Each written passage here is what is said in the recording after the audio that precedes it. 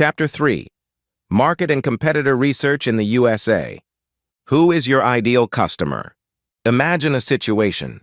You're baking the most delicious apple pie in the world.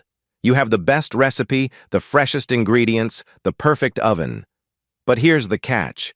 Your potential customers can't stand apples. Or they prefer chocolate cakes. Or they have a gluten allergy. No matter how delicious your pie is, it won't find a buyer. In the startup world, your pie is your product or service. And for it to be in demand, you need to thoroughly know those who will eat it. Without a deep understanding of your ideal customer, all your efforts in creation, marketing, and sales will be like shooting in the dark. It's not just about knowing who to sell to, it's about knowing for whom to solve a problem. Defining your target audience. Demographics, psychographics, geographic specifics. Getting to know your target audience is like compiling a dossier on a very important person. The more details you know, the more accurately you can predict their actions, desires, and problems. Let's break down what sections this dossier should contain. Demographics. Facts you can't ignore. Demographic data is the foundation. These are the numbers that give an initial idea of who your customer is. They include age, children, teenagers, young adults, seniors. The needs and habits of an 18-year-old student are drastically different from a 45-year-old manager or a 70-year-old retiree. Gender. While many products today are universal, for some niches, gender still plays a role, e.g., cosmetics, clothing, shaving products. Income and socioeconomic status. This factor directly influences purchasing power. Are you offering a premium product for affluent families or a budget solution for students? Remember that the average income in San Francisco is vastly different from the average income in Cleveland. Education. The level of education can correlate with interests, learning needs, and even the language they prefer to communicate in. Marital status. Single, married, presence of children, their ages. For example, products for new parents will differ from products for childless couples. Occupation, industry. Allows you to understand daily challenges and professional pain points, e.g., accounting software for small businesses versus software for design engineers. Ethnicity and cultural background. In the USA, this is especially important. Cultural traditions, holidays, language preferences, e.g., Spanish for the Hispanic population, can significantly influence product perception and marketing messages. Imagine launching a food delivery service and ignoring the fact that certain areas of the U.S. have large communities that prefer specific national cuisines. Failure is guaranteed. Psychographics, digging deeper. Who is your customer inside? If demographics answers who, then psychographics answers why. This is about the customer's inner world, their motivations, values, beliefs, lifestyle, interests, and even fears. This is much harder to measure, but psychographic data is precisely what allows you to create an emotional connection with the consumer.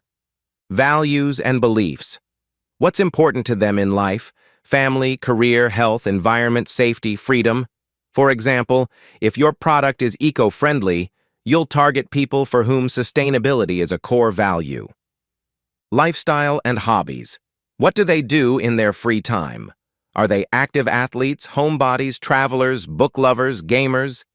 This provides clues on where to find them, in which communities, on which platforms, and what to offer them. Interests. What movies do they watch? What music do they listen to? What books do they read? What blogs do they subscribe to? This helps in content creation and choosing communication channels. Attitude towards technology. Are they early adopters, the first to try new things, or conservatives who prefer time-tested solutions? If you're launching something based on the latest AI, your audience must be open to such innovations. Motivation and aspirations. What do they want to achieve? Career success, good health, financial independence, better education for their children, fears and frustrations. What are they afraid of? Losing their job, being misunderstood, running out of money, losing their health. Your products can offer solutions to these fears. Psychographic data is often gathered through in-depth interviews, which we discussed earlier, focus groups, social media behavior analysis, and user comment analysis. Geographic specifics. Where does your American customer live? The USA is not just a country, it's a continent with 50 states, each with its own characteristics. And even within states, there are huge differences. Country or region. Is climate important for your product, e.g., clothing for cold climates? Legislative specifics. Cannabis legalization in some states and prohibition in others. Urban, suburban, or rural areas. The needs of New Yorkers, where Uber and Lyft are common, and residents of a small town in Montana, where everyone drives their pickups, will differ greatly. Food delivery in a metropolis is one thing. Organizing farm deliveries in rural areas is another entirely. Population density affects logistics, advertising campaigns, and service availability. Economic zones. For example, Silicon Valley, California, is a tech and venture capital hub. Texas is an energy hub. Florida is a center for tourism and elderly populations. Understanding these zones will help you choose regions for pilot launches or scaling. Example: you are developing an app to help with real estate purchases. Your target audience will likely differ by state. In California, it might be young IT specialists with high incomes looking for their first home in a wild market. In Texas, it might be middle-class families moving from other states in search of more affordable housing and jobs. In each case, there will be unique pain points and expectations for your app. Creating buyer personas specific to American consumers. After you've collected mountains of demographic, psychographic, and geographic data, comes the most creative and important stage: creating buyer personas. These are not just abstract market segments. They are semi-fictional but highly detailed profiles of your ideal customers based on real data and your assumptions. Each persona should be so vivid that you can imagine them sitting across from you, talking about their life. Each persona should have a name, age, photo, life story, career, goals, pain points, interests, and even favorite brands or media. Why is this important? Because communicating with 25 to 35-year-old women with above-average income is much harder than with a specific Sarah, 30, a graphic designer from Brooklyn. When you create a product, write marketing copy, or plan sales, you'll ask yourself, what would Sarah think about this? Will this solve her problem? Will this add interest her? How to create a buyer persona. Give a name and basic demographic data. Name: Megan, 32 years old. Location: Austin, Texas, urban-suburban area. Marital status: married, 2 children, ages 5 and 2. Occupation: marketing manager at an IT startup. Income: $80,000 per year, average for her profession in Austin. Describe her background and education. Graduated from the University of Texas with a degree in marketing. 8 years of experience in the IT sector. Describe her goals, personal and professional. Professional: advance her career, launch a successful product, master new digital tools. Personal: find work-life balance, spend more time with children, stay fit, plan family trips. Formulate her pain points and challenges, the most important point. Professional: task overload, lack of time for in-depth data analysis, difficulty finding reliable freelancers for small projects, constant feeling of falling behind, new marketing trends. Personal: lack of time for household chores and self-care, fatigue from constant cooking, difficulty organizing children's leisure time, anxiety about children's future. Here you recall your interviews and look for those emotions where people say, "That drives me crazy." Outline her interests and hobbies. Self-development podcasts, personal growth and parenting books, yoga, Pilates, trips to farmers markets on weekends. Follows news on TechCrunch and LinkedIn. Understanding interests helps you figure out where Megan spends her time online and offline and how to reach her. Indicate how she makes decisions, seeks information online, reads reviews, trusts recommendations from friends and experts, values efficiency and time saving, prefers online shopping. This will tell you which sales and marketing channels will be most effective. What brands she loves, uses: Patagonia, eco-friendliness; Apple, convenience; Peloton, health; HelloFresh, time saving on cooking; Notion, work organization. This gives insight into her price preferences, values, and overall lifestyle. Important note: for Megan from Austin, Texas, things like these will be important. Southern charm, friendly demeanor, personal recommendations, family values. Love for local, support for local businesses. Balance between technology and nature. Austin is known as a tech hub, but also a city with an active outdoor lifestyle. Practicality. Solutions that save time and money. Desire for self-development. Many Americans invest in courses and programs to improve their skills. Create 2 to 3 such personas. More than 3 to 5 is usually unnecessary, or you'll spread yourself too thin. Each persona should represent a significant segment of your potential audience. We've talked a lot about deeply understanding the customer, and these aren't just words. This is the core reason your startup exists.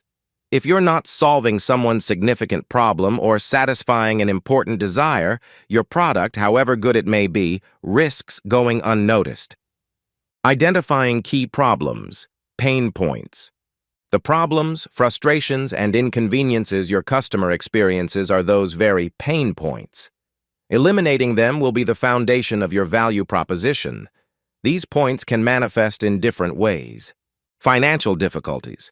The customer spends too much money on something. For example, constantly rising utility bills, endless subscriptions, or unforeseen car maintenance costs. The customer loses money due to inefficiency. This could be related to excessive bank fees, a lack of accounting automation for small businesses, or suboptimal inventory management. Example: in healthcare, where service costs can be staggering, offering more affordable consultations or transparent drug prices directly solves a huge financial problem for millions of people. Similarly, a financial SaaS service that helps small businesses optimize tax deductions can be a real lifeline. Product solution shortcomings. Existing products or services are too complex, inconvenient, slow, or simply don't perform their function as desired. Current solutions lack critically important features, or they are overloaded with unnecessary functionality. Example: many government online services are often known for being outdated and non-intuitive. A startup that creates an intuitive interface for filing documents or interacting with official bodies eliminates significant inconveniences, making users' lives easier. Process difficulties. Certain processes are too long, require too many steps, or excessive effort. There's a lot of routine work that needs to be automated. Example: obtaining a driver's license, getting necessary business permits, or even applying for a college scholarship. All these processes are often filled with bureaucracy and take up a lot of time. Solutions that simplify these procedures will always be in demand. Support issues. Customer support doesn't respond on time, is inefficient, or simply doesn't understand the client's core problem. Example: in areas like telecommunications or banking services, poor customer service is a constant source of frustration. A startup that focuses on personalized and prompt support can significantly differentiate itself from competitors. Needs and desires, the other side of the problem. Needs and desires are what your customer wants to achieve, feel, or receive. Often they are the direct opposite of existing problems. If a problem is a void, then a desire is what the customer wants to fill it with. Saving. Time, money, effort. Convenience, ease of use, 24/7 availability, minimal effort. Efficiency, fast results, high performance, process optimization, security/reliability, feeling safe, confidence in product quality and stability, belonging, socialization, being part of a community, communicating with like-minded people, gaining social approval, self-realization, development, learning new things, achieving personal or professional goals, growing as an individual, pleasure, entertainment, gaining positive emotions, improving leisure quality. Simple formula. If the problem is, I spend 2 hours a day commuting to work, then the desire is, I want to reduce my commute time, or to be able to work from home. Your solution would then be an app for route optimization or SaaS for managing remote teams. Example for a persona. Let's take Megan, our persona from Austin, Texas. Problem. I critically lack time for household chores and self-care due to my demanding job and childcare responsibilities. Desires. I want to have more free time to spend with my family, pursue my hobbies, or just relax. I want to feel rested and energetic, not constantly exhausted. Potential startup solutions. A service delivering ready-to-eat, healthy dinners that require minimal cooking. An app for quick booking of self-care specialists, e.g. hairdresser or nail technician, with the option for home or office visits. A virtual assistant that handles routine tasks such as scheduling doctor's appointments, ordering tickets, or planning children's activities. Smart home gadgets for home automation, robot vacuums, irrigation systems, or dishwashers. Your exercise. Now it's your turn. Take each of your buyer personas, which we discussed in the previous section, and carefully work through the following questions. What are the 3 main problems they face in their daily lives that your product or service could solve? Recall your interviews. When did people genuinely get frustrated or express strong dissatisfaction? What are their 3 main needs or desires that you can satisfy? What do they dream of getting or changing in their lives? How are they currently trying to solve these problems or satisfy these desires? This is a very important question. The answers will help you understand your indirect competitors, those already offering some workarounds, and provide invaluable information about what works and what doesn't in their current strategies. Remember, understanding your target audience is not a one-time action. The market is constantly changing, as are consumer tastes. Regularly review your personas, conduct new interviews, and track changes in customer behavior. This is a living, breathing document that will evolve with your startup. Now that you know who your customer is, you're ready to delve deeper into researching the market itself and understanding how big it is and where your place is within it. Ready?